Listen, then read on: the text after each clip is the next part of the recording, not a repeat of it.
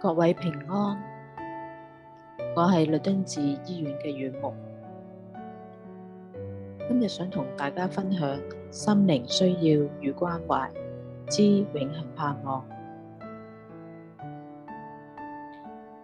有一次喺病房遇到一位學武術嘅伯伯，見到佢好勤力咁喺度寫字，於是上前關心佢，同佢傾起過去。原來佢年少讀書嘅時候曾經信主，而且接受咗基督教嘅洗禮。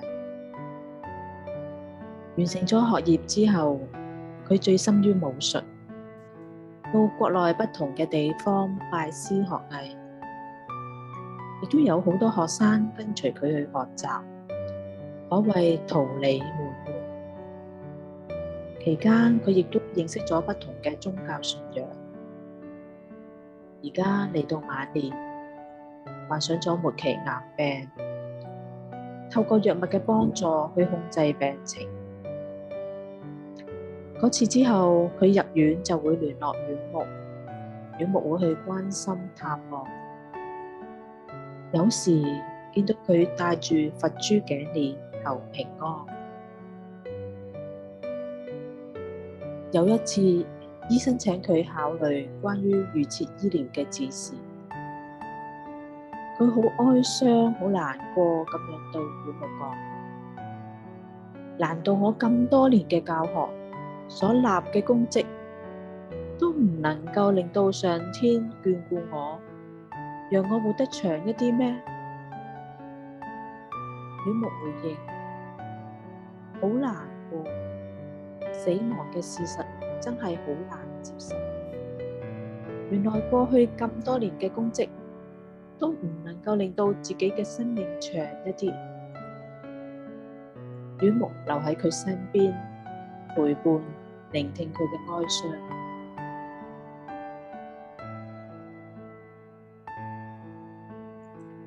出咗院之後，再過一段時間，佢嘅身體狀況已經比之前虛弱咗好多啦。佢再打電話俾院牧，傾到人生之後嘅去向同埋歸屬。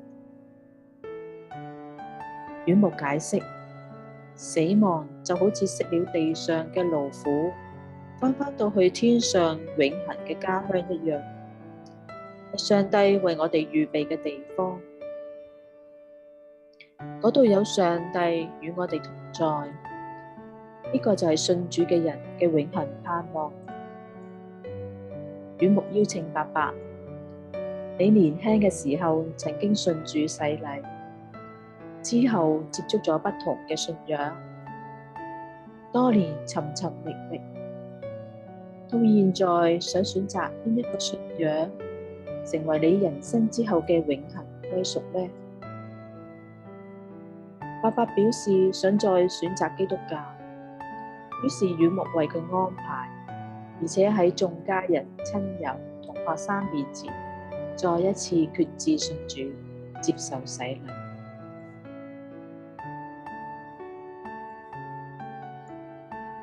到佢彌留期間，家人、學生同院牧陪伴喺佢身邊，見到佢用平安嘅眼神望向天花板，相信佢已經緊握住呢份永恆嘅盼望，面對呢一個階段。各位朋友，伯伯嘅故事讓我哋知道，死亡係一個事實。趁住仲有生命，點樣為自己選擇人生之後嘅永恆盼望？